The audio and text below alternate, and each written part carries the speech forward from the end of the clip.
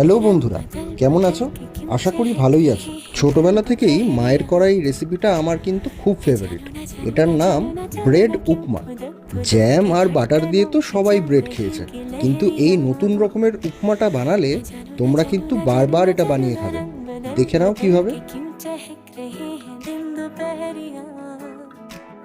मैं जानू ना जानू ना जानू ना जानू ना क्यों फुदक फुदक की धड़कनों की चल रही ये लहरियां।